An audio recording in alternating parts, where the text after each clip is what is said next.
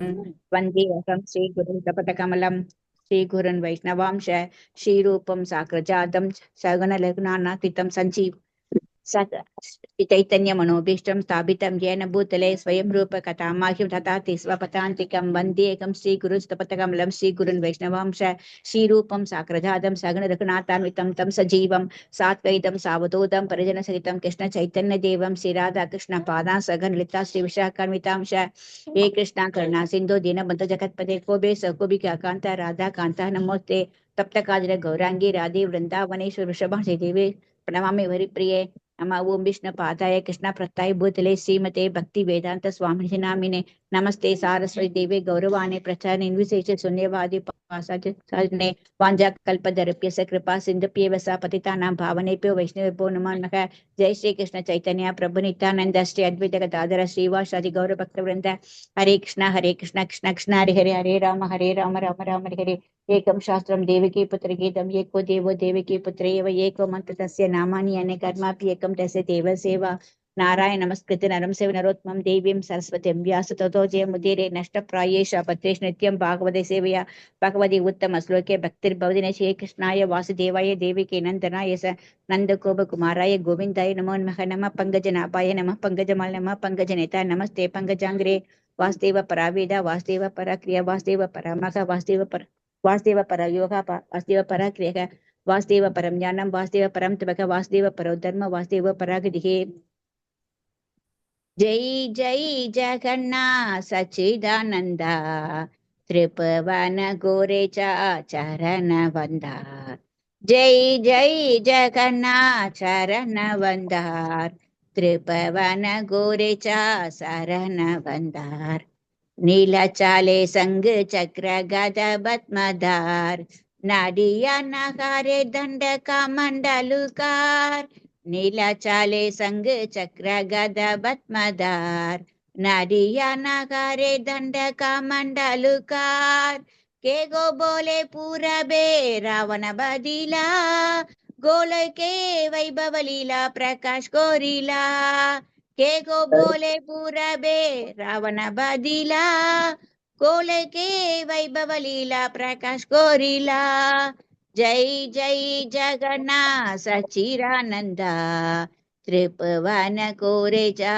शरण वंदा श्री राधार भावे ये बे गोर अवतार हरे कृष्ण नाम गौर गोरीला प्रचार श्री राधा भावे ये बे गोर अवतार हरे कृष्ण नाम गौर गोरीला प्रचार वासुदेव घोष बोले गोरी जड़हा जय गौरा जय कृष्ण जय जगन्नाथ वासुदेव घोष बोले गोरी जोड़ा हाथ जय गौरा जय कृष्ण जय जगन्नाथ जय जय जगन्नाथ सच्चिदानंद त्रिभुवन गोरेचा शरण वंदा हरे कृष्णा कृष्णा कृष्णा हरे हरे हरे राम राम राम हरे हरे हरे कृष्णा कृष्णा कृष्णा हरे हरे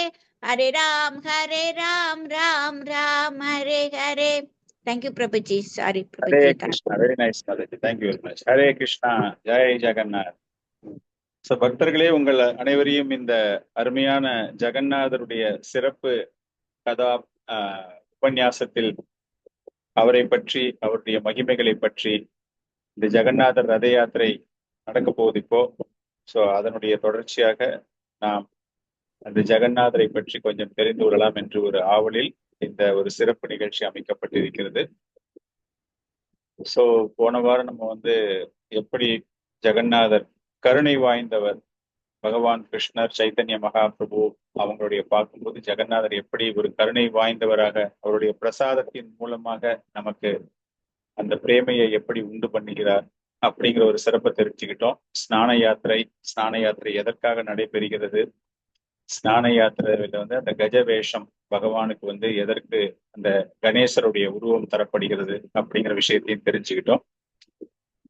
இன்னும் ஒரு 10 நாள்ல நம்ம ரத யாத்திரை ஜெகநாதபுரி அங்க நடக்க போது உலகத்தில் உள்ள பல்வேறு ஆலயங்களில் ஸ்ரீல பிரபுபாதர் நிறுவிய பல்வேறு ஆலயங்களிலும் ஜெகநாதர் ரத யாத்திரை சிறப்பாக கொண்டாட இருக்கிறது. ஸோ இந்த ஒரு காலகட்டத்துல இந்த ஒரு நிகழ்ச்சி தொடர்பாக நாம் இந்த ஜெகநாதர் ரத யாத்திரை அதை பத்தியும், ஜெகநாதர் அவதரிதர் எதற்காக அவதாரம் எடுத்தார், எதற்காக தோன்றினார் அப்படிங்கிற ஒரு விஷயத்தையும், அவருக்கு ஏன் அந்த மாதிரி ஒரு ரூபம் கிடைச்சது அப்படிங்கிறத பத்தியும் நம்ம சாஸ்திரங்கள்ல போட்டிருக்கிறது, நிறைய லெக்சர்ஸ்ல கேட்டது, அதை பேஸ் பண்ணி நான் எனக்கு தெரிஞ்சதை உங்க முன்னாடி இங்க சமர்ப்பிக்க ஆசைப்படுகிறேன். முதல்ல பகவானுடைய ஒரு தோற்றம், ஜெகநாதருடைய தோற்றம். பொதுவாகவே பகவான் எதற்காக தோன்றுகிறார், அவதாரங்கள் எதற்காக ஏற்படுகின்றன அப்படிங்கிறது ரொம்ப விவரமாக பகவத்கீதையில் பகவான் கூறியிருக்கிறார். பரித்ராணாய சாதுனாம் விநாசாய ச துஷ்கிருதாம். தன்னுடைய சிறப்பான பக்தர்களை காப்பாற்றுவதற்கு, துஷ்டர்களை அழிப்பதற்கு, தர்மத்தை நிலைநிறுத்துவதற்கு. அப்படின்னா பக்தர்களை காப்பாற்றுவது அப்படின்னா, பக்தர்கள்லாம் என்ன துன்பத்துல இருக்காங்களா, அவங்களுக்கு ஏதாச்சும் ஒரு ஆபத்து இருக்கா, அந்த ஆபத்துல பகவான் அந்த பக்தர்களை காப்பாற்றுகிறாரா அப்படின்னு கூட நம்ம அதை பத்தி யோசிக்கும் போது, அவருடைய லீலைகள், அவர் பக்தர்களோடு கலந்து பல்வேறு வகையான லீலைகளை செய்து அந்த ஒரு ஆனந்தத்தை பக்தர்களுக்கு தருகிறார் பகவான். அந்த ஒரு பர்டிகுலர் ஸ்லோகத்துக்கு ஆச்சாரியர்கள் பல்வேறு வகையான விளக்கங்களை அளிக்கிறார்கள். நம்ம அப்படியே டைரக்டா ஒரு மீனிங் எடுக்கிறோம் அப்படின்னாலே, காப்பாற்றுவதற்காக வருகிறார், யாரோ ஒரு ஆபத்துல இருக்காங்க, திடீர்னு ஒருத்தர் காப்பாத்துறாரு அப்படிங்கிற மாதிரி எடுத்துக்கலாம். ஆனால் அவர் தோன்றுவதற்கு ஒரு முக்கியமான காரணம் என்ன அப்படின்னா, அந்த பக்தர்களுக்கு ஒரு சந்தோஷத்தை தருவதற்கு, அவர்களுக்கு ஒரு மகிழ்ச்சியை தருவதற்கு.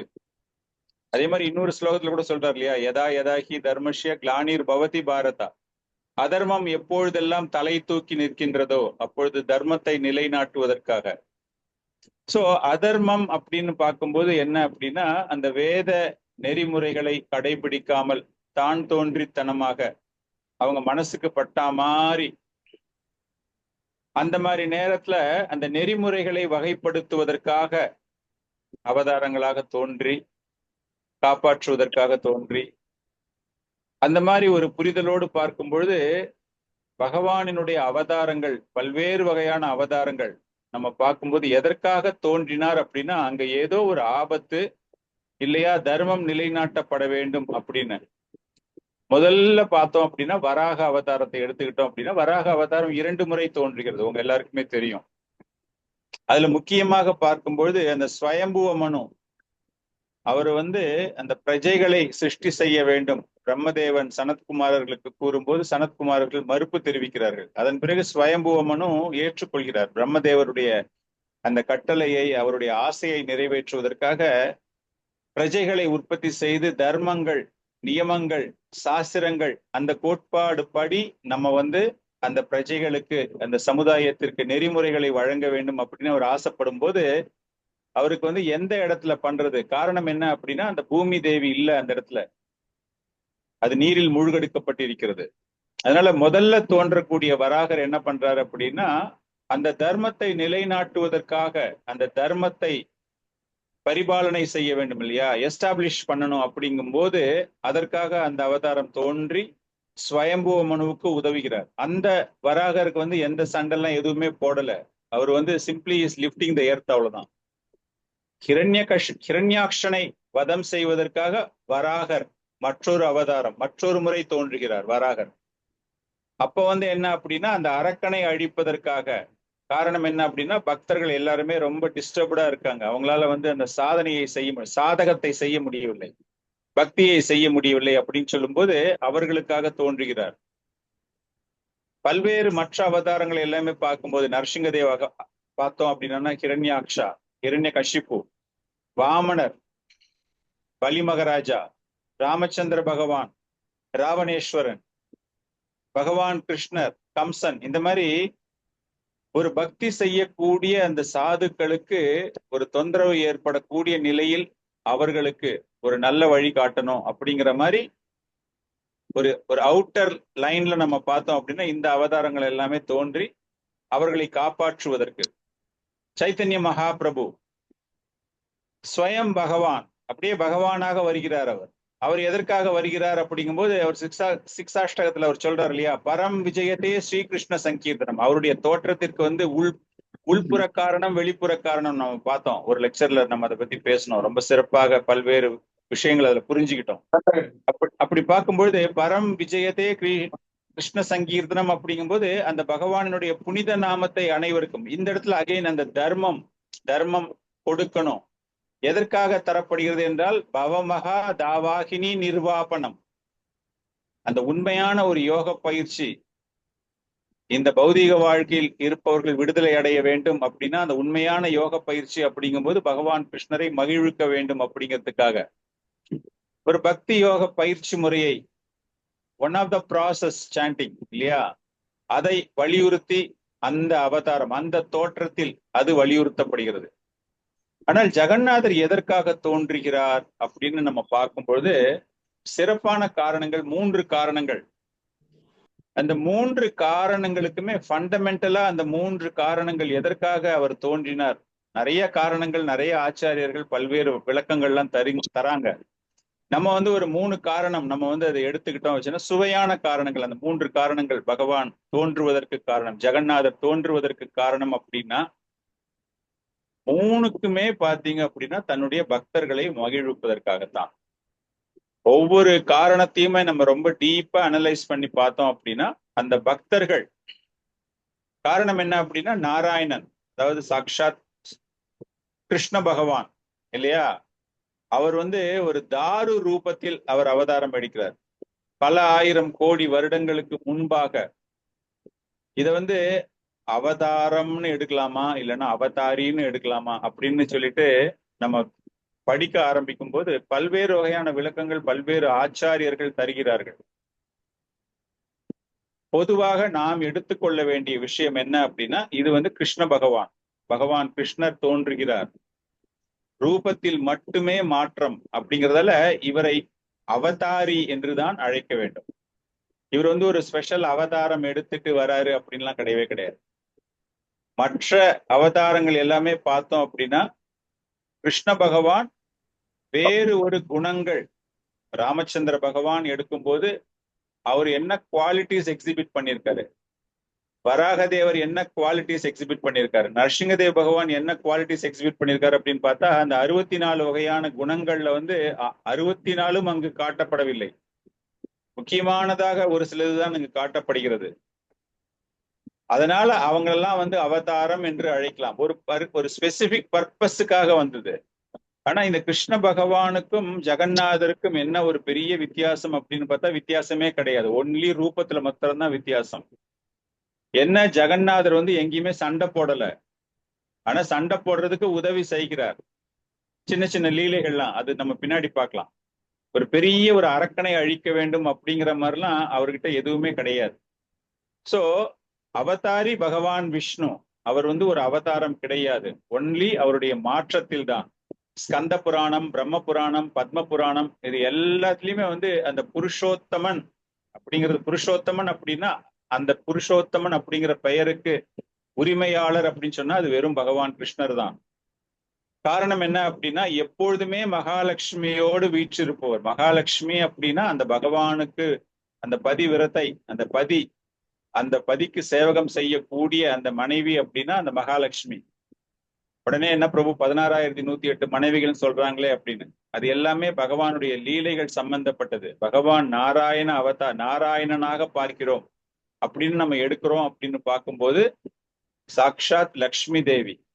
சோ ஜெகநாதருடைய லீலைகள் எல்லாமே பார்க்கும்போது அந்த லக்ஷ்மி தேவியோடு அவர் இருக்கிறார். அதாவது புருஷோத்தமன், லக்ஷ்மி தேவி, அவங்க 2 பேரும் இருக்கக்கூடிய அந்த ஒரு அம்சம். அப்படி பார்க்கும் பொழுது இவர் சாக்ஷாத் பகவான் கிருஷ்ணரே தான், அவதாரி தான். அஜோ அபீஷான் அவ்யாயத்ம பூதானாம் ஈஸ்வரோ அபீஷான் பிரகிருதிம் ஸ்வாம் அதிஷ்டாய சம்பவாமி ஆத்ம மாயையா.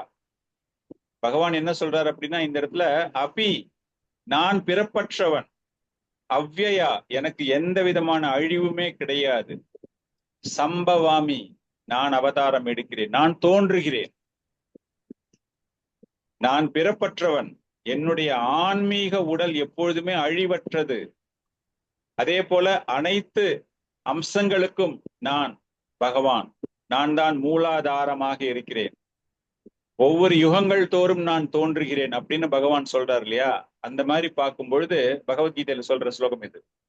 அப்படி பார்க்கும் பொழுது இந்த ஜெகநாதர் அப்படிங்கிறது இஸ் அன்பான் அப்பி அவ்யயா, அவருக்கு வந்து அழிவு எல்லாம் கிடையாது, அந்த உடல் அழியக்கூடியதெல்லாம் கிடையாது. எப்படி கிருஷ்ண பகவான் அப்படின்னு எடுக்கும் பொழுது இஸ் எவர் எக்ஸிஸ்டிங், எப்பொழுதுமே இருந்து கொண்டே இருக்கிறார் நம்ம படிக்கிறோம் இல்லையா? அந்த மாதிரி பார்க்கும் பொழுது ஜெகநாதர் அப்படிங்கிறது அவதாரியாகத்தான் நாம் எடுக்க வேண்டும். ஒரு குழப்பம் வரலாம், யாரு ஜெகநாதர் பிரபு, ஏன் இப்படி இருக்கு, அவதாரமா எதுக்காக எடுத்தாரு அப்படின்லாம் தோணுனா அந்த ஒரு கிளாரிபிகேஷனுக்காக நம்ம இதை வந்து கோட் பண்றோம். ஈசன் அவதாரி, சாக்ஷாத் கிருஷ்ண பகவானே தான் ஜெகநாதர். அந்த லீலையெல்லாம் பின்னாடி கனெக்ட் பண்ணி பார்க்கும்போது எல்லாமே அந்த பகவான் கிருஷ்ணருடைய தொடர்புடைய லீலைகளாகத்தான் இந்த ஜெகநாதருடைய லீலையில எல்லாமே நமக்கு தெரியும். இவர் இந்த ரூபத்தை எடுத்ததற்கான காரணம் பரித்ராணாய சாதுனா நம்ம பார்த்தோம் இல்லையா? அந்த மாதிரி பார்க்கும்போது இவர் இந்த ரூபத்தை எடுத்ததற்கான காரணம் அப்படின்னு பார்க்கும்போது 3 காரணங்கள் நம்ம பேச போறோம் இன்னைக்கு. அந்த 3 காரணமுமே தன்னுடைய பக்தர்களுக்காக, தன்னுடைய நலன் விரும்பிகளுக்காக, அவர்கள் மனம் நோகாமல் இருக்க வேண்டும் அப்படிங்கிறதுக்காக இந்த தோற்றம் பகவான் கிருஷ்ணர் இந்த ஒரு ரூபத்தில் ஜெகநாதராக தோன்றுகிறார். முதல் காரணம் அப்படின்னு பார்க்கும் பொழுது நாரத முனிக்கு வந்து ரொம்ப ஆசை. என்ன ரொம்ப ஆசை அப்படின்னா, அந்த உத்திஷ்டம் சொல்றோம் இல்லையா, பகவானுக்கு அர்ப்பணம் செய்த பிரசாதத்தை உண்ண வேண்டும். பகவான் உண்ட பிறகு மகா பிரசாதம் நம்ம சொல்றோம்ல, அந்த மகா பிரசாதத்தை அவர் உண்ண வேண்டும் என்று ரொம்ப ரொம்ப ஆசை அவருக்கு. அப்படி இருக்கும்போது அவர் என்ன பண்றாரு, நம்மளுக்கு வந்து ஏதாச்சும் ஒரு காரியம் நடக்கணும் அப்படின்னா உடனே அந்த மனைவியை சென்று, மனைவி அப்படியே தாஜா பண்ணி கணவன்கிட்ட சொல்லி அதுக்கப்புறமா ரெக்கமெண்டேஷன் பண்ணி தானே அந்த அப்பா வந்து தன்னுடைய மகனுக்கு எதுவா இருந்தாலும் செஞ்சு கொடுப்பார் இல்லையா? அதே மாதிரி நாரத முனி மிகச்சிறந்த பக்தராக இருந்தாலும் கூட, பகவானோடு சரிசமமாக பேசக்கூடிய அளவிற்கு அவருக்கு தகுதிகள் இருந்தாலும் கூட, அவர் வந்து நேரா போய் பகவான்கிட்ட வந்து நீங்க சாப்பிட்ட பிரசாதத்தை வந்து எனக்கு சாப்பிடணும் போல ஆசையா இருக்கு அப்படின்னு சொல்றதுக்கு தயக்கம் அவருக்கு. ஏன்னா அவர் வந்து அவ்வளவு சாமான்யமாக அதை அவர் தரமாட்டார்.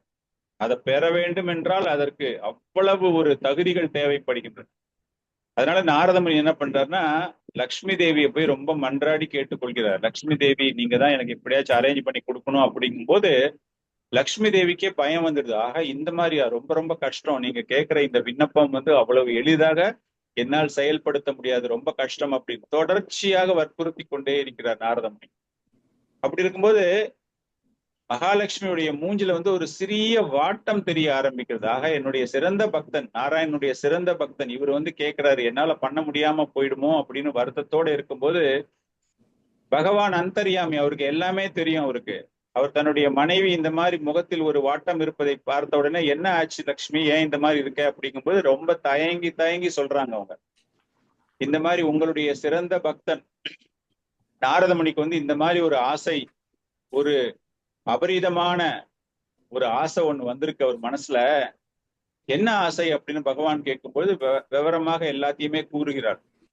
பார்த்த உடனே பகவானுக்கு அப்படியே சிரிச்சுக்கிறார். சிரிச்சுட்டு சொல்றாரு, இது நான் செய்யலாம், ஆனா வந்து நான் நேரடியாக இதில் சம்பந்தப்படுவது போல நீ இந்த ஒரு சேவகத்தை அவருக்கு செய்யக்கூடாது. எனக்கு தெரியாமல் நான் உண்ட உத்திஷ்டத்தை நீ அவருக்கு எடுத்து தரலாம், நானா டைரக்டா வந்து கொடுக்க மாட்டேன், எனக்கு தெரியாத மாதிரி நீ பண்ணணும். இதெல்லாம் ஒரு பகவானினுடைய நாடகம், லீலைகள்.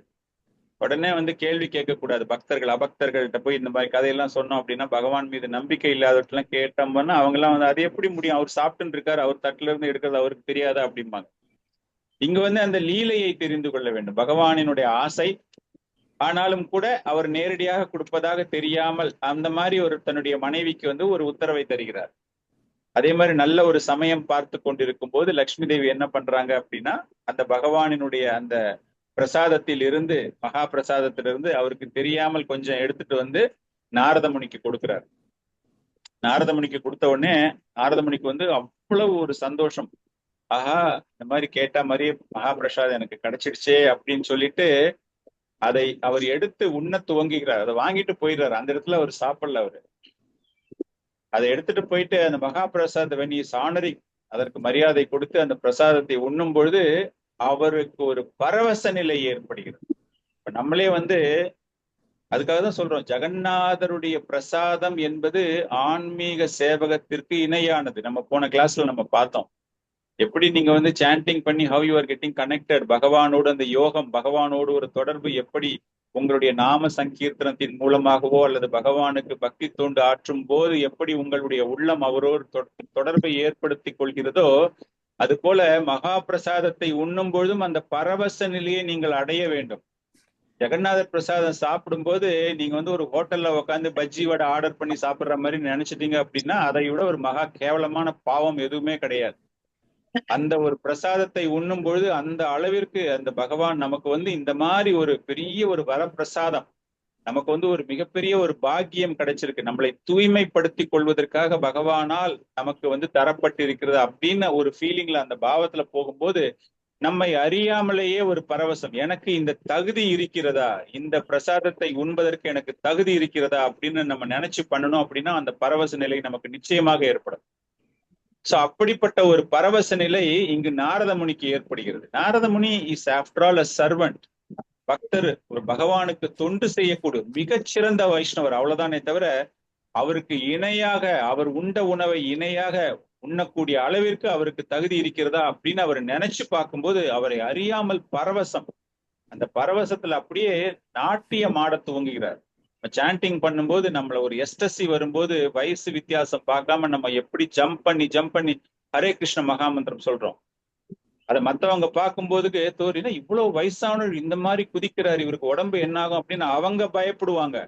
ஆனால் அந்த மகாமந்திரத்தினுடைய மகிமை வயது வித்தியாசமின்றி நாம் அனைவரும் குதித்து ஆனந்தமாக பகவானினுடைய நாமத்தை சொல்கிறோம் இல்லையா, இதெல்லாம் பிராக்டிக்கலா நம்ம லைஃப்ல நடந்துகிட்டு இருக்கு. அதை நம்ம உணர மாட்டேங்கிறோம், நம்மளால ரியலைஸ் பண்ண முடியல, அவ்வளவுதான்.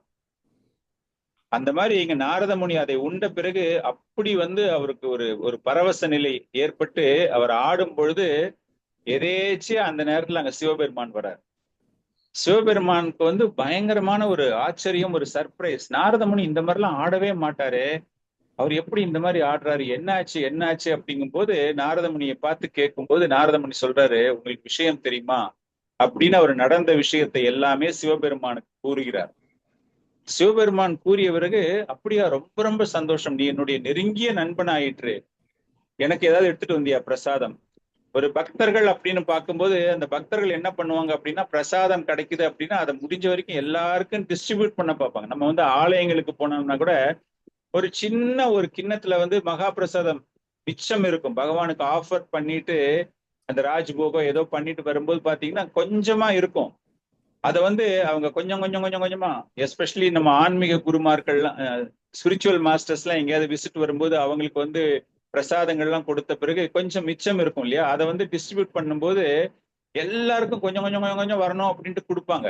அந்த சுகத்தை அனைவரும் அனுபவிக்க வேண்டும் அப்படின்னு எல்லாருக்கும் டிஸ்ட்ரிபியூட் பண்ணுவாங்க. அந்த மாதிரி இங்க சிவபெருமான் நினைச்சிட்டாரு, நாரத முனி கொஞ்சம் எனக்கும் வச்சிருப்பாரு இந்த பிரசாதத்தை சாப்பிட்டது, ஏன்னா இது கிடைக்காத அரிது, அந்த மாதிரி கிடைக்காத ஒரு விஷயமாச்சு அப்படின்னு கேட்கும் பொழுது நாரத முனி அப்படியே ஸ்டன் ஆயிடுறாரு. ஆஹா, நான் பரவசத்துல எல்லாத்தையுமே நானே சாப்பிட்டுட்டேனே, சிவபெருமான் இந்த மாதிரி கேட்பாருன்னு எனக்கு தெரியவே தெரியாதே, நான் என்ன பண்றது அப்படின்னு சொல்லிட்டு, சிவபெருமானே என்னை தயவு செஞ்சு மன்னிச்சுக்கோங்க, நான் கொஞ்சம் கூட எடுத்துட்டு வரவே இல்லை, எல்லாமே நானே சாப்பிட்டேன், அந்த பரவசத்துல நான் என்ன பண்றேன்னு எனக்கே தெரியல, மத்தவங்களுக்கு கொடுக்கணுங்கிற ஒரு ஃபீலிங்கே எனக்கு வரல, நான் எல்லாத்தையும் நான் எடுத்துக்கிட்டேனே அப்படிங்கும் போது சிவபெருமான் அங்க கோபம் எல்லாம் படவே இல்லை. அப்படியா, நீ எந்த கையில சாப்பிட்ட, அந்த கையை காட்டு, ஏதாச்சும் மிச்சம் மீதி இருக்கா பார்க்கலாம்னு சொல்லிட்டு அவர் கையெல்லாம் தேடி பார்க்கும்போது ஒரு சின்ன பருக்க கையில ஒட்டிக்கிட்டு இருக்கு. அந்த பருக்கையை எடுத்து உடனே இதோ இங்க இருக்கு பார் அப்படின்னு சொல்லிட்டு உடனே அதற்கு ஒரு மரியாதை கொடுத்து அந்த பிரசாதத்தை அவர் புசிக்கிறார், அந்த மகா பிரசாதத்தை அவர் எடுத்துக்கிறார். அவருக்கும் இது போன்ற ஒரு பரவச நிலை, அந்த பரவச நிலையில அப்படியே ருத்ர தாண்டவம், பகவான் சிவபெருமான் பிரளய காலங்களில், அழிவு காலங்களில் ஆடக்கூடிய நாட்டியத்தை இப்ப ஆட ஆரம்பிச்சது. இஸ் இன் ஃபுல் எஸ்டசி, கோவத்துல ஆட வேண்டியது சந்தோஷத்துல ஆட துவங்கிவிரு. அவர் ஆட ஆட ஆட எல்லாரும் அப்படியே எல்லா லோகமும் அந்த அதிர்வு ஏற்படும் போது பார்வதி தேவிக்கு ஒரு பயம் ஏற்படுகிறது. என்ன ஆயிடுத்து, ஏதாவது அழிவு காலம் விட்டதா அப்படின்னு சொல்லிட்டு ஓடி பாக்குறாங்க. அவர் ஆட்டத்தை நிறுத்தாம அந்த அளவுக்கு தாண்டவம் ஆடிக்கொண்டிருக்கிறார். தன்னுடைய கணவனை பிடித்து என்ன ஆயிற்று நாதா, என்ன ஆச்சு, இந்த மாதிரி நீங்க பண்றீங்க, சொல்லுங்க சொல்லுங்க போட அந்த பரவசத்துல வந்து அவரு முழுக்க முழுக்க சொல்றாரு. இந்த மாதிரி கதை நடந்தது, நாரத முனி எல்லாத்தையும் எடுத்துக்கிட்டாரு, இருந்தாலும் அவர்கிட்ட இருந்து ஒரு சின்ன ஒரு துளி பிரசாதம், எனக்கு மகா பிரசாதம் கிடைச்சது, அந்த பரவச நிலை நான் எடுத்திருக்கேன் அப்படின்ன உடனே, அப்படியா அவ்வளவு சந்தோஷமா இருக்கீங்களே, நான் உங்களுடைய அன்பான மனைவி ஆயிற்று, எனக்கு ஏதாவது வச்சிருக்கீங்களா, கொஞ்சம் எனக்கும் கொடுங்க, நானும் அந்த ஆனந்தத்தை அனுபவிக்க வேண்டும் அப்படின்னு கேட்கும் பொழுது அப்பதான் சொல்றாரு, ஆஹா நான் கம்ப்ளீட்டா உன்னை மறந்துட்டேனே, நான் வந்து பகவானோடு ஐக்கியமாகும் போது உன்னை மறந்து விட்டேனே. பௌதீகத்தில் நம்ம வந்து எந்த அளவிற்கு நாட்டமுடையவர்களாக இருக்கிறோம்.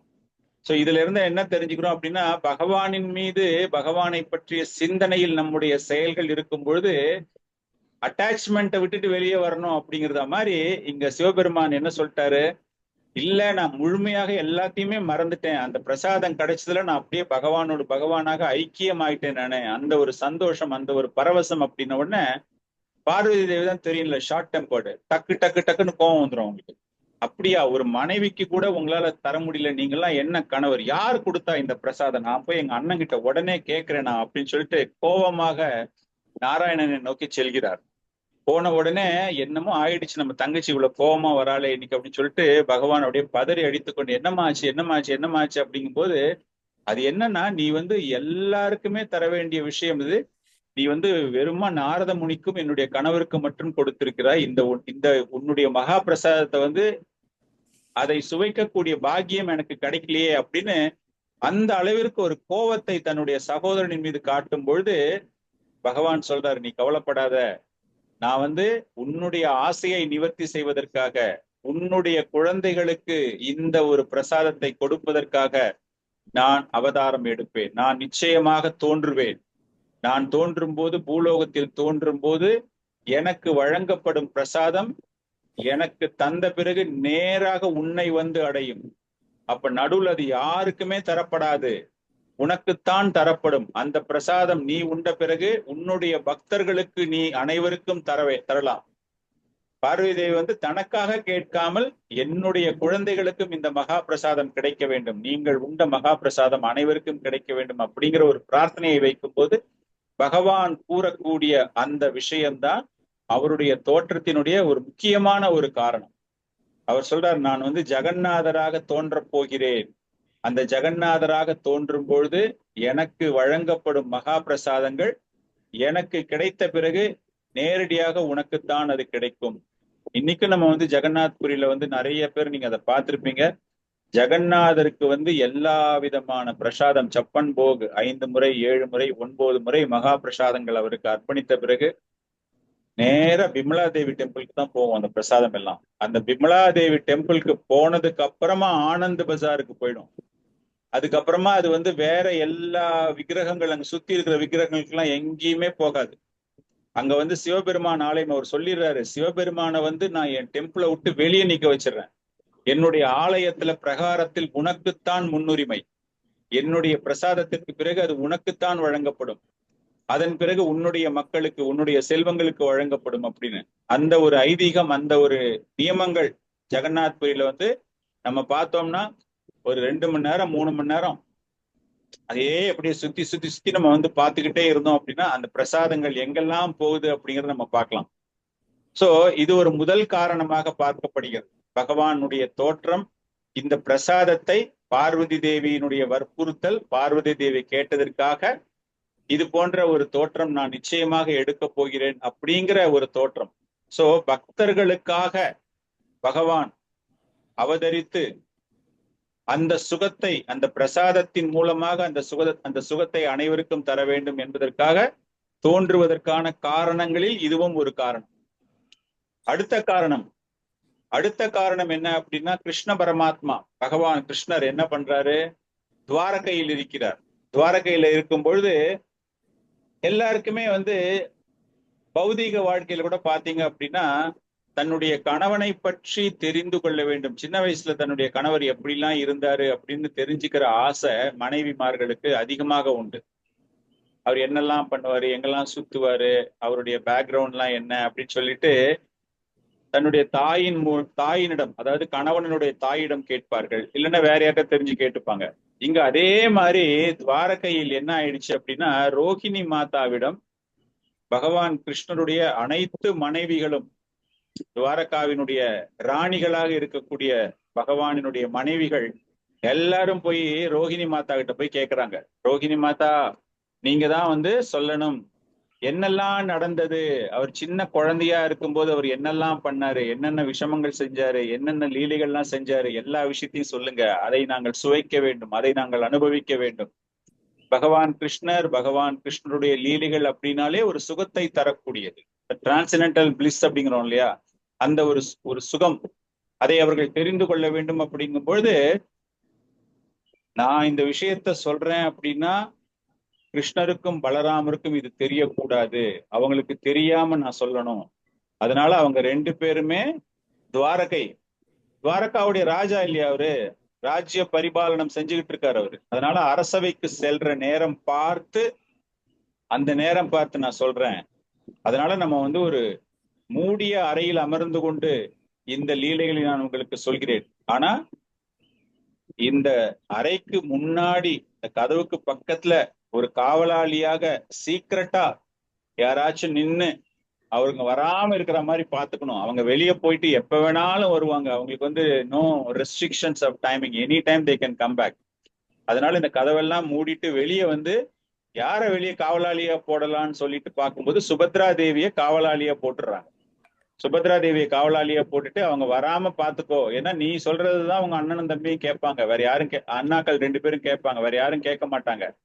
நீ ஜாக்கிரதையா பாத்துக்கிட்டே இரு, நான் அந்த டைம்ல உள்ளுக்குள்ள இவங்க எல்லாருக்குமே ரோகிணி மாதா சொல்றாங்க, இவங்களுக்கு எல்லாருக்குமே இந்த கதைகளை நான் சொல்கிறேன் அப்படிங்கிற ஒரு முடிவுல ரோகிணி மாதா பகவான் கிருஷ்ணர் சின்ன வயசுல பண்ற லீலைகளை எல்லாம் சொல்ல ஆரம்பிக்கிறார். ஒவ்வொரு லீலைகளும் அவ்வளவு பிரமாதமான லீலைகள். வெளியே உட்காந்துட்டு சுபத்ரா தேவி அப்படியே பார்த்துக்கிட்டு கேட்டுக்கிட்டு கதவு அப்படியே வழியா பார்த்துட்டு அண்ணனும் தம்பியும் வராங்களா அண்ணாக்கள் 2 பேரும் வராங்களா அப்படின்னு சொல்லிட்டு பார்த்துக்கிட்டே இருக்காங்க. பார்த்துக்கிட்டே இருக்கும்போது பகவான் சின்ன வயசுல பண்ண பல்வேறு வகையான லீலைகளை எல்லாம் சொல்லிட்டு இருக்கும் போது ரோகிணி மாதா சொல்றா, சின்ன வயசுல கிருஷ்ணர் என்ன பண்ணுவாரு அப்படின்னா, அந்த கண்ணுக்குட்டியுடைய வாழை கெட்டியா பிடிக்கிறதுக்காக ட்ரை பண்ணுவான். அப்போ ரொம்ப சின்ன பையன் அவன், கண்ணுக்குட்டி கொஞ்சம் ஹைட்டா இருக்கும். ஒரு வாட்டி அந்த கண்ணுக்குட்டியுடைய வாழை பிடிக்கும் போது அந்த கண்ணுக்குட்டி என்ன ஆயிடுச்சு அப்படின்னா, கிருஷ்ணரையும் தூக்கிக்கிட்டு அதை அப்படியே குதிச்சு குதிச்சு ஓட ஆரம்பிச்சிடுச்சு. அந்த கண்ணுக்குட்டிக்கு யாரோ தன்னுடைய வாழை தொடுறாங்களே அப்படிங்கிற ஒரு பயத்துல அது பயந்து குதிக்க ஆரம்பிக்கும் போது கிருஷ்ணர் அந்த வாழை கெட்டியா பிடிச்சுக்கிட்டாரு. அந்த கண்ணுக்குட்டியா அதுவும் விட மாட்டேங்குது, பயத்துல அது ஓடும்போது அங்க கண்ணுக்குட்டிகள், காளை மாடு, பசு மாடுகள் எல்லாம் உள்ள ஒரு பெரிய பண்ணை, அது அவ்வளவு பசுக்கள் இருக்கக்கூடிய பண்ணை. அதுல சாணம் எல்லா இடத்துலயும், சாணம் காலை பொழுது இல்லையா, எல்லாம் சாணத்துல எல்லாம் அப்படி இருக்கும்போது இந்த கண்ணுக்குட்டிங்க ஒவ்வொரு இடத்துலயுமா போய் போய் போய் அந்த சின்ன கிருஷ்ணனை பாலகிருஷ்ணனை ஒவ்வொரு சாணி இருக்கிற இடத்துலயும் அந்த பசுக்கள் இட்ட சாணியின் மீது அவனை புரட்டி எடுத்து அவன் அப்பவும் அந்த வாழை விடாம கெட்டியா பிடிச்சுக்கிட்டு குதிச்சு குதிச்சு போனா அப்படின்னு அந்த மாதிரி அற்புதமான லீலைகள், பல்வேறு வகையான லீலைகளை பற்றி பேச பேச பேச அப்படியே தன்னை மறந்து சுபத்ரா தேவி அப்படியே பார்த்துக்கிட்டே இருக்கும்போது அந்த நேரம் பார்த்து கிருஷ்ணரும் பலராமரும் அந்த இடத்துக்கு வந்துடுறாங்க. அவங்க 2 பேரும் அப்படியே ஒரு விதமான ஒரு பரவச நிலையில் சுபத்ரா தேவி இருப்பதை பார்த்த உடனே அவங்களுக்கு என்ன நடக்குது அப்படிங்கிற ஒரு விஷயமே புரியாம போயிடுச்சு. அப்படியே உள்ள என்ன நடக்குது, ஏது நடக்குது, எதற்கு சுபத்ரா தேவியுடைய முகத்துல இவ்வளவு பெரிய மாற்றம் இருக்கிறது, இவ்வளவு ஒரு மாதிரி ஒரு அதிர்ச்சியாக, ஒரு சந்தோஷமாக, இரண்டும் சேர்ந்த கலவையாக அந்த முகத்துல ஒரு இம்ப்ரெஷன் காட்டுறாங்களே, எமோஷன்ஸ் ஆர் கம்ப்ளீட்டா டிஃப்ரெண்டா இருக்கு என்ன அப்படின்னு சொல்லிட்டு அவங்களும் கிட்ட அவங்களும் கதையை கேட்க ஆரம்பிக்கும் பொழுது என்ன ஆயிடுது அப்படின்னா, அந்த அளவிற்கு அந்த பரவசமான விஷயங்கள் பேச பேச பேச நிறைய லீலைகள் சொல்லிட்டே இருக்காங்க. அந்த மாதிரி எப்படி அவர் வெண்ணெயை திருடுவதற்காக ஒவ்வொருத்தர் வீட்டுக்கும் போகும்போது வெண்ணெயை மேலே வச்சுட்டு அந்த குரங்குகள் எப்படி அவரை காப்பாற்றி அந்த குரங்குகள் அந்த மேலே ஏறுறதுக்கு உதவி செய்து அப்படின்னு சொல்லிட்டு பல்வேறு வகையான லீலைகளை எல்லாமே சொல்ல சொல்ல அதை கேட்க கேட்க அவங்களுக்கும் பரவச நிலைனா பரவசம், எஸ்டசின்னு சொல்லுவோம் இல்லையா, அந்த அளவிற்கு எஸ்டசி. இந்த எஸ்டசியை பத்தி நம்ம பேசுறோம் இந்த ஒரு ஒரு உடலில் ஏற்படக்கூடிய மாற்றங்களை பற்றி பேசணும் அப்படிங்கும் போது சைத்தன்ய மகாபிரபுக்கு அது போன்ற அதிகமான அளவு மாற்றங்கள் உடலில் சைத்தன்ய மகாபிரபுக்கு ஏற்படும் போது அது என்ன காரணம் அப்படின்னு கிருஷ்ணதாஸ் கவிராஜ கோஸ்வாமி ஒரு சில ஸ்லோகங்கள்ல ரொம்ப அற்புதமாக விளக்கி இருக்கிறார். அவருக்கு 8 வகையான மாற்றங்கள் தன்னுடைய உடலில் ஏற்படுமாம் சைத்தன்ய மகாபிரபுக்கு. எதற்காக ஏற்படும் என்றால், பகவான் கிருஷ்ணரை பற்றி நினைக்கும் போதோ, ஸ்ரீமதி ராதாராணியை பற்றி நினைக்கும் பொழுதோ, விருந்தாவனத்தை பற்றி நினைக்கும் பொழுதோ அவருக்கு அந்த மாதிரி ஒரு மாற்றங்கள் ஏற்படும். அவர் ஒரு ஸ்லோகத்துல அதை பத்தி என்ன எழுதுறாரு அப்படின்னா, நம்பிக்கையோடு இந்த லீலைகளை கேட்க வேண்டும். ததே விஸ்வாச கரி சுனோ பாவேர வர்ணனா கோய்பி பாவேர ஞான பைப்ப பிரேமதனா. பகவானினுடைய பிரேமையை ஒருவன் பெற வேண்டும் என்றால், பகவானுக்கு ஏற்படக்கூடிய இந்த மாதிரி ஒரு பரவச நிலையை நம்பிக்கையோடு எவன் ஒருவன் கேட்கின்றானோ அவன் நிச்சயமாக பகவானின் பிரேமை நிலையை அடைவான். இந்த ஸ்லோகம் கிருஷ்ணதாச கவிராஜ கோஸ்வாமி சைத்தன்ய மகாபிரபுவுக்கு ஏற்படக்கூடிய பல்வேறு வகையான சேஞ்சஸ், அவருடைய உடலில் ஏற்படக்கூடிய மாற்றங்கள், பாவங்கள், அதை பற்றி கூறப்போகிறார். அதை பத்தி சொல்றதுக்கு முன்னாடி அவர் இந்த மாதிரி எழுதுறாரு, நம்பிக்கையோடு நான் கூறக்கூடிய சைத்தன்ய மகாபிரபுவின் உடலில் ஏற்படக்கூடிய மாற்றங்களை பற்றிய விவரங்களை நான் தர இருக்கிறேன். இதை எவன் ஒருவன் நம்பிக்கையோடு கேட்கிறானோ அவனுக்கு அந்த பரவசமான அன்பு நிலை ஏற்படும் அப்படின்னு. அதை எழுதுறதுக்கு முன்னாடி அவர் சொல்றாரு, அதை படிக்கிறவங்களே நீங்க நம்பிக்கையா படிங்க. ஏன்னா அவர் அந்த மாதிரி எழுதுறாரு. அந்த ஒரு 10-15 ஸ்லோகத்துல அது எழுதும் போது அபக்தர்களுக்கு அது மேல சத்தியமா நம்பிக்கையே வராது. அவங்க கிண்டல் தான் பண்ணுவாங்க. ஆனால் Mahaprabhu has exhibited such an emotion, such an ecstasy. Hasta பதா ஷிர ஷப ஷரீர பித்ரே பிரவிஷ்ட ஹோய் கூர்ம ரூப தேக்கியா பிரபுரே. அதுல ஒரு ஸ்லோகத்துல அவர் சொல்றாரு, சைத்தன்ய மகாபிரபுக்கு உடல் என்ன ஆகும் அப்படின்னா, அவருடைய கைகளும் கால்களும் கழுத்தும் இழுத்து கொண்டு எப்படி ஒரு டார்டாய்ஸுக்கு என்ன சொல்வீங்க தமிழ்ல? ஆமை பிரபுஜி. ஆமை, கரெக்ட். அவருடைய கைகளும் கால்களும் அவருடைய தலையும் ஒன்றோடு ஒன்று இழுத்து கொண்டு ஆமை எப்படி ஒரு ஆபத்தில் தன்னை முழுமையாக அந்த ஓட்டுக்குள்ள அந்த கழுத்தெல்லாம் போட்டு சுருக்கி கொள்கிறதோ, ஹஸ்த பாத ஷிர ஷப சரீர பிதரே, அந்த சரீரம் எல்லாமே கைகள் கால்கள் தலை எல்லாத்தையும் உள்ளே இழுத்து கொண்டு அந்த ஓட்டிற்குள் தன்னை பாதுகாத்து கொள்ளக்கூடிய ஒரு ஆமையை போல சைத்தன்ய மகாபிரபு அந்த மாதிரி அந்த பரவச நிலையை அவர் காண்பிப்பார். பிரபுரோ அங்க தேக்கே அஷ்ட சாத்விக விகாரா ஆச்சாரிய சாத்விகா தேக்கி கொயிலே சமத்காரா, 8 வகையான பரவச நிலைகளை அவர் காண்பிக்கிறார்.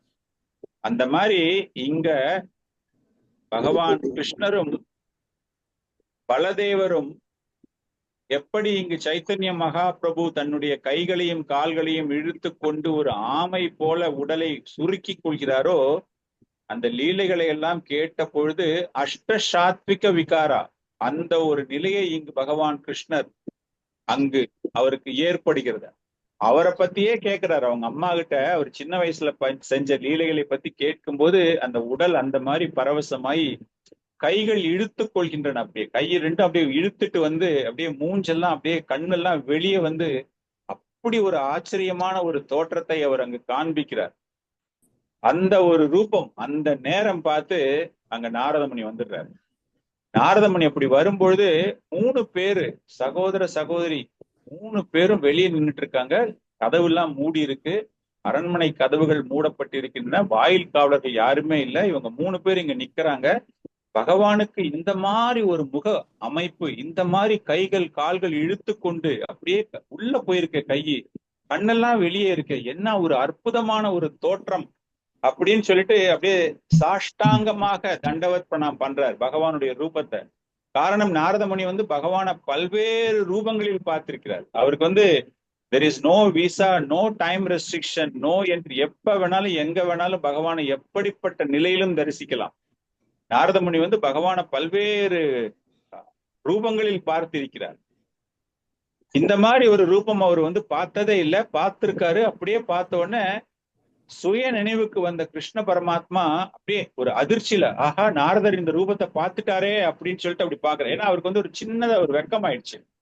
தன்னுடைய லீலைகளை கேட்டு, தான் சின்ன வயதில் விளையாடிய விளையாட்டுகளை எல்லாம் கேட்ட அவருக்கு ஒரு புதுமையான ஒரு ரூபத்தை காமிச்சது அவர் கொஞ்சம் வெக்கப்படுறாரு. ஆஹா இத மாதிரி நம்ம எல்லாரும் முன்னாடியும் காமிச்சிட்டோமே, நாரதர் முன்னாடி காமிச்சிட்டோமே அப்படிங்கிற ஒரு தோற்றத்தில் அவர் இருக்கும் பொழுது, நாரதமுனி, பகவானே என்ன ரூபம் இது, இவ்வளவு அற்புதமான ஒரு ரூபமாக தோன்றுகிறது, இதை நான் பார்த்து அனுபவித்திருக்கிறேன், இது வந்து என்னோட மாத்திரம் நிக்க கூடாது, இந்த ரூபம், இந்த ஒரு அழகு, இந்த ஒரு ரூபத்தை அனைத்து பக்தர்களும் காண வேண்டும். ஒரு வைஷ்ணவனுடைய ஒரு சிறப்பான ஒரு குணம் என்ன அப்படின்னா, தான் பெற்ற இன்பம் அவர் மாத்திரமே அனுபவிக்காமல் அனைவரும் அந்த ஒரு இன்பத்தை பருக வேண்டும், இந்த ஒரு ரூபத்தை அனைவரும் கண்டு தரிசிக்க வேண்டும் அப்படின்னு சொல்லிட்டு பகவான்கிட்ட வந்து ரொம்ப பெரிய ஒரு விண்ணப்பம் வைக்கிறார். இந்த ரூபத்தை எல்லாருமே பார்க்கணும், அதற்கு நீங்கள் சிறப்பான ஒரு ஏற்பாடு நீங்கள் செய்யுங்கள். அப்படிங்கும் போது பகவான் பக்த வத்சலன், தன்னுடைய பக்தர்களினுடைய நிபந்தனை, தன்னுடைய ஆசைகளை எல்லாமே நிவர்த்தி செய்யக்கூடியவர். அப்ப அவர் சொல்றாரு, நிச்சயமாக நான் ஜெகநாதராக தோன்றப் போகிறேன். அந்த ஜெகநாதராக தோன்றும் போது அந்த ஜெகநாதரின் ரூபம் இப்படித்தான் இருக்கும். இது நம்ம இரண்டாவது காரணமாக பார்க்கிறோம். ஒண்ணு, பிரசாதம் மூலமாக பார்வதி தேவி கேட்டது போல அனைத்து பக்தர்களுக்கும் என்னுடைய பிரசாதம் விநியோகிக்கப்படும் இடமாக அங்கு நான் தோன்றுவேன். அந்த ரூபத்தில் எனக்கு தரப்படும் பிரசாதங்கள் மகா பிரசாதமாக அனைவருக்கும் வழங்கப்படும். இரண்டாவதாக, நாரதமுனியுடைய அவர் பார்த்த இந்த பார்வை அனைவருக்கும் நான் தருகிறேன் அப்படிங்கிற ஒரு விஷயம். மூன்றாவது காரணம், இந்த மூன்றாவது காரணம் தான் ஒரு சிறப்பான காரணம். இதை மையமாக வைத்துத்தான் இன்னைக்கு நம்ம வந்து ஜெகநாத்புரியில் இருக்கக்கூடிய ஆலயங்கள், பல்வேறு வகையான விஷயங்கள் எல்லாமே வந்து இந்த மூன்றாவது காரணத்தோடு தொடர்புடையது.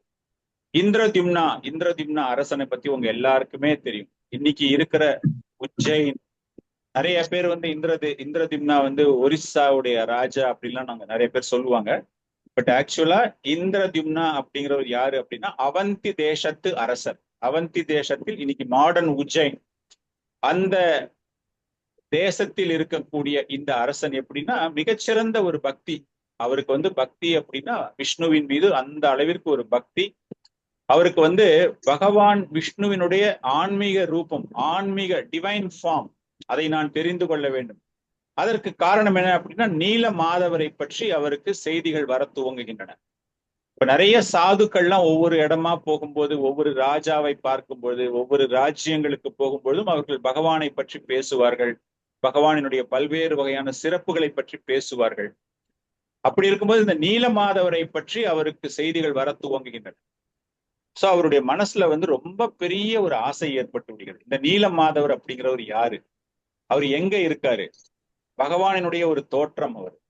அந்த நீல மாதவரை நான் காண வேண்டும், அவரை நான் தரிசிக்க வேண்டும், அவர் எங்க இருக்காரு அப்படிங்கிற விஷயத்தை நான் தெரிந்து கொள்ள வேண்டும் அப்படின்னு அவருக்கு ரொம்ப ஆசை. என்ன பண்றாரு அவரு, அவங்களுடைய ஆட்கள், அனைத்து அமைச்சர்கள் எல்லாருக்குமே வந்து ஒரு சுற்றறிக்கை எல்லாத்தையுமே சொல்றாரு. நீல மாதவரை பற்றிய விஷயங்களை அனைவரும் தெரிந்து கொண்டு வாருங்கள், நான் அவரை பிரார்த்தனை செய்ய வேண்டும், நீல மாதவருக்கு நாம் ஒரு ஆலயம் கட்ட வேண்டும் அப்படிங்கிற ஒரு ஆசை அவருக்கு எல்லார்ட்டையும் சொல்லி அனுப்புறாரு. அவரை போய் பார்த்துட்டு வாங்க, அவர் எங்க இருக்காருன்னு பாருங்க, நான் போய் எங்க இருக்காரோ தரிசனம் எடுத்துக்கொள்ள வேண்டும் அப்படிங்கிறதுக்காக நிறைய அமைச்சர்களை அனுப்புறாரு.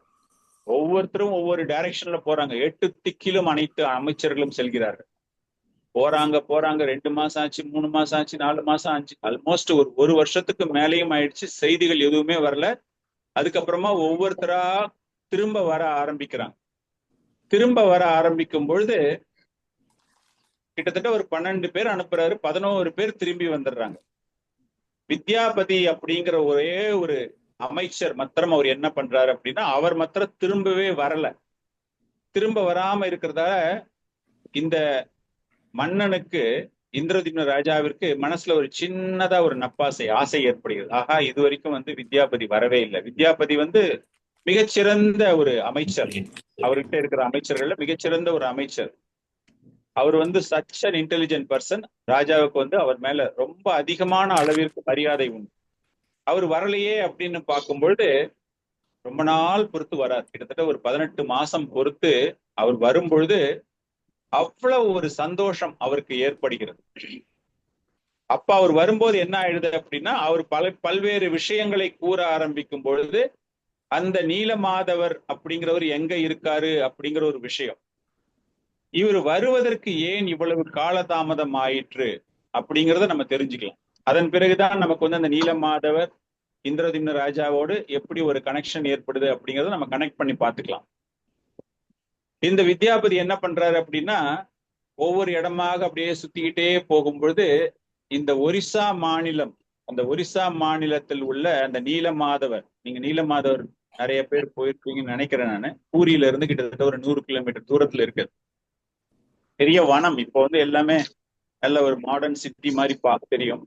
அந்த மாதிரி அவர் போகும்பொழுது அவர் போயிட்டே இருக்காரு.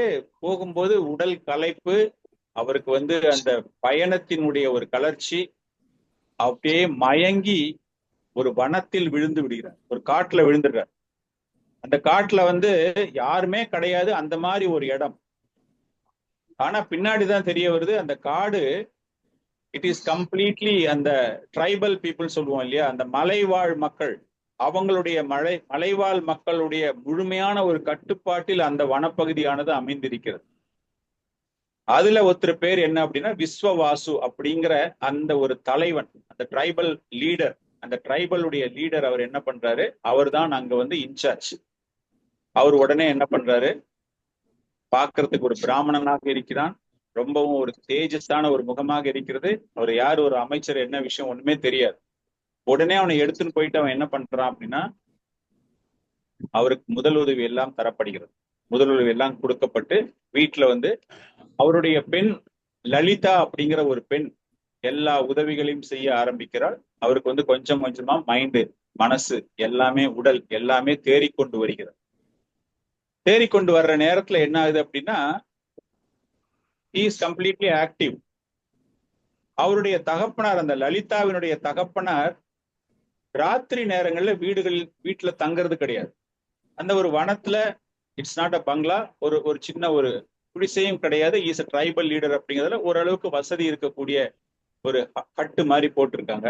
ராத்திரில அவர் அங்க தங்குறதே கிடையாது, போயிட்டு வராரு. காலையில அவர் வரும்பொழுது அவருடைய உடலில் இருந்து ஒரு நறுமணம், அந்த அளவுக்கு ஒரு ஃப்ராக்ரண்ட் ஸ்மெல், அவ்வளவு ஒரு நறுமணமான ஒரு அந்த வாசனை வருது. வந்த உடனே இந்த அமைச்சருக்கு அவ்வளவு, வித்யாபதிக்கு மனசுல அந்த அளவுக்கு ஒரு ஆனந்தம், பரவசம். அந்த ஸ்மெல் பண்ணும் பொழுதே அவருக்கு ஆனந்தம்.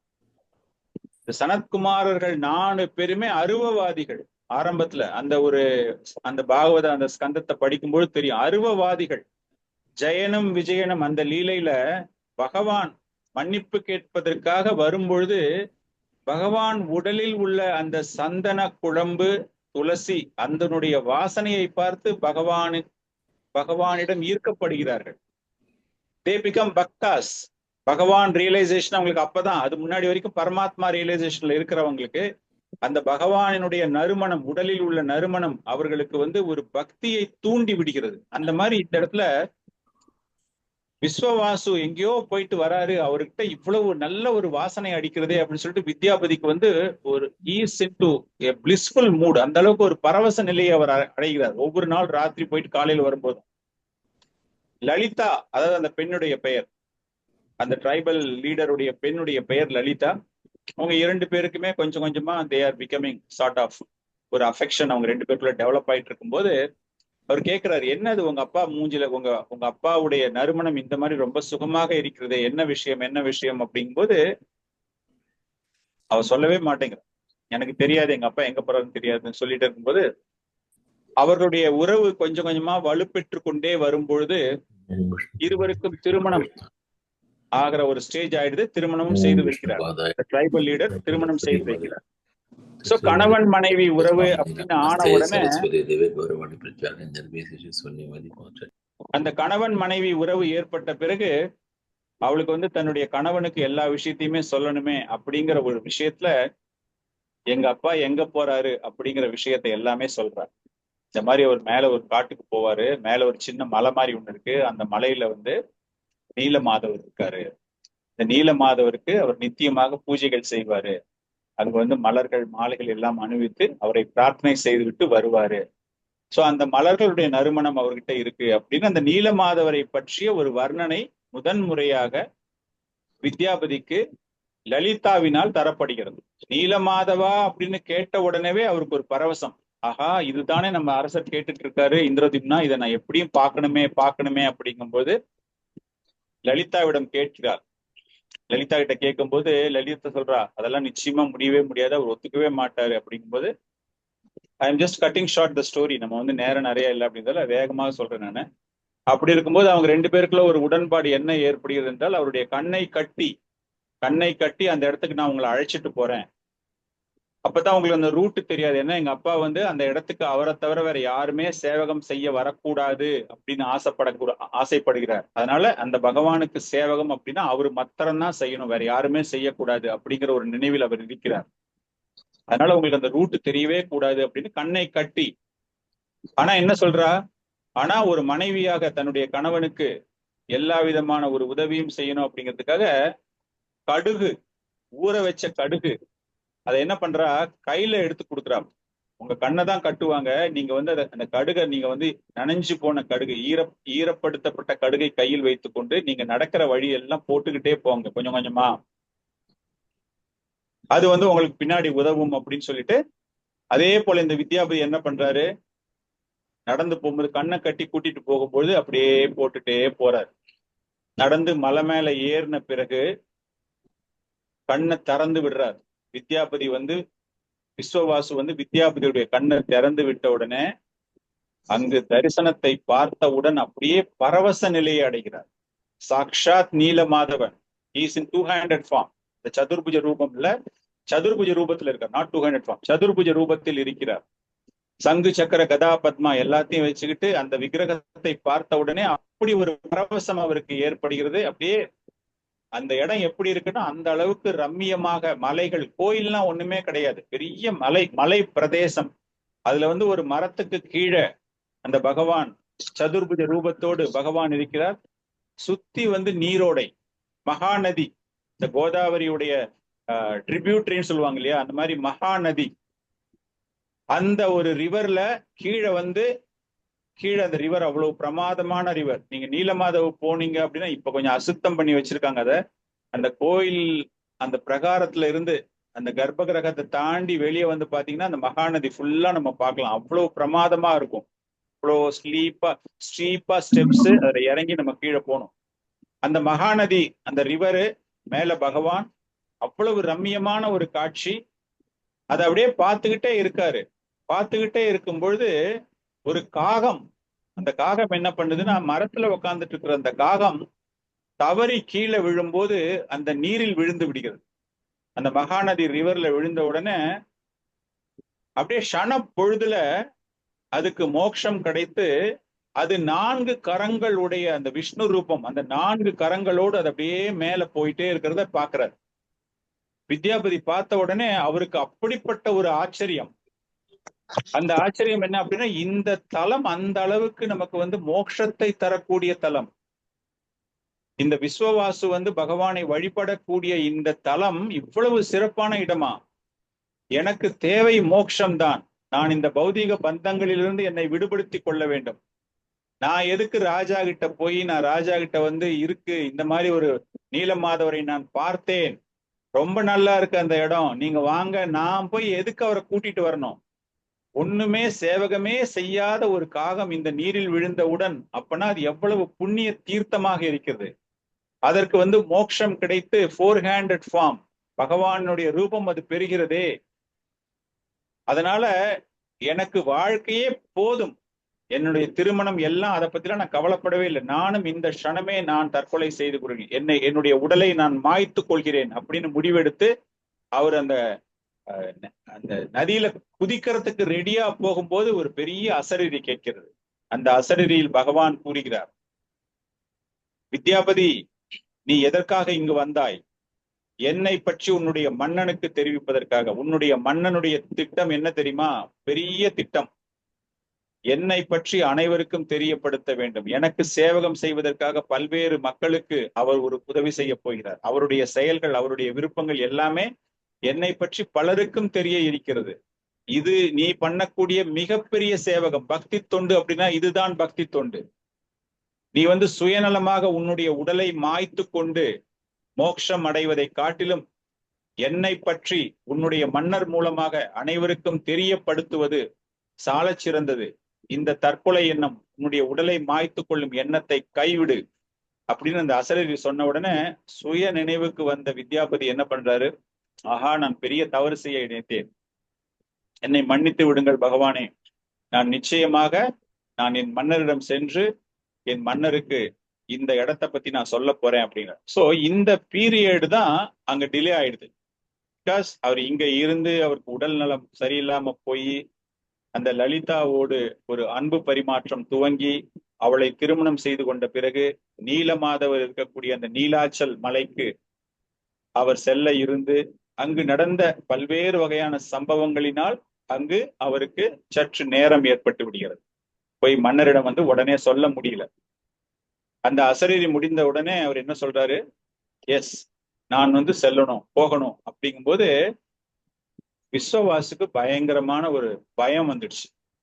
ஆஹா, இவன் இந்த மாதிரி ஒரு திட்டத்தோடு இங்க வந்திருக்கான், நம்மளுடைய நீலமாதவரை பற்றி இந்திரதிம்ன ராஜாவுக்கு சொல்ல போறான் அப்படிங்கும்போது அவருக்கு ஒரு கலக்கம் ஏற்படுகிறது.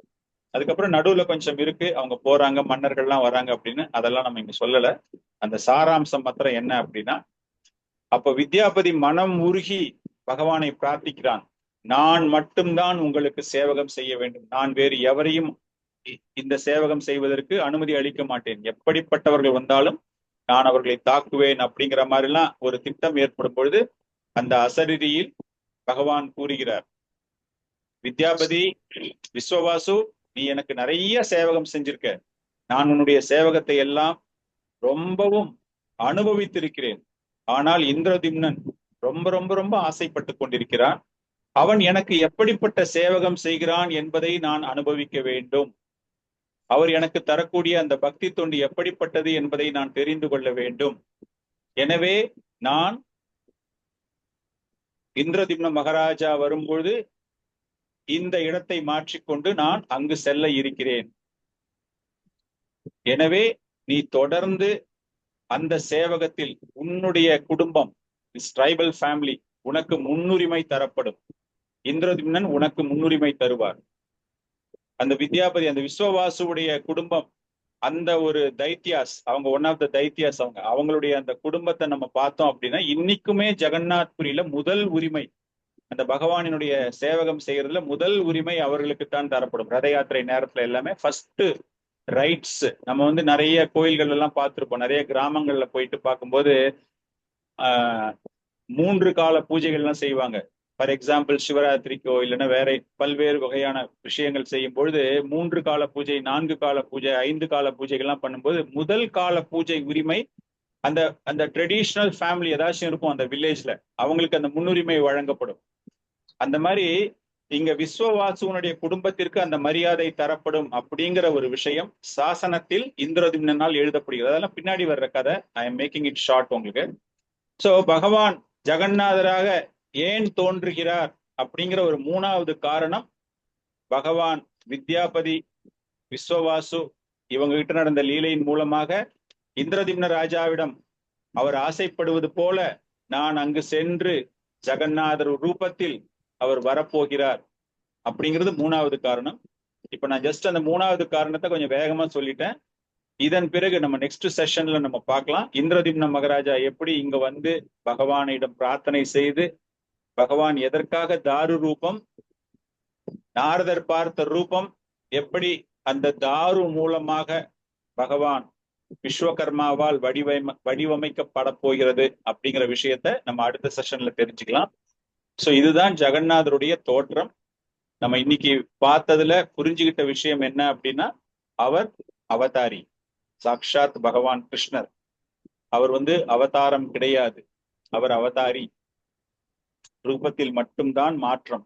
அவர் தோன்றியதற்கான முக்கியமான காரணம் இந்த 3 காரணங்கள் நம்ம பார்த்தோம். 3 காரணங்களுமே பக்தவத்சலனாக பக்தர்களுடைய ஆசையை நிறைவேற்றுவதற்காக, அதன் மூலமாக சமய நெறிமுறைகள் எல்லாத்தையுமே வந்து இஸ் கோயிங் டு எஸ்டாப்ளிஷ். ஜெகநாதருடைய நெறிமுறைகள் எல்லாமே வந்து டோட்டலி டிஃப்ரெண்ட். சாஸ்திரங்களிலே கூறப்படாத நெறிமுறைகளைத்தான் ஜெகநாதர் அந்த பக்தர்களுக்கு வழங்க இருக்கிறார். அதுவும் நம்ம வந்து பின்னாடி தெரிஞ்சுக்க போறோம். அதன் மூலமாக பக்தர்கள் எப்படி அந்த உன்னதமான பிரேமை நிலையை அந்த தொண்டின் மூலமாக அடைய போகிறார்கள் அப்படிங்கிற விஷயத்தையுமே நம்ம பின்னாடி கிளாஸ்ல புரிஞ்சுக்கலாம். ஸோ இன்னைக்கு நம்ம இதோட இந்த செஷனை we are going to stop that. வேற யாராச்சும் ஏதாச்சும் பாயிண்ட் ஆட் பண்ணணும், ஏதாச்சும் சந்தேகங்கள் இருந்ததுன்னா கேட்கலாம். ஹரே கிருஷ்ணா.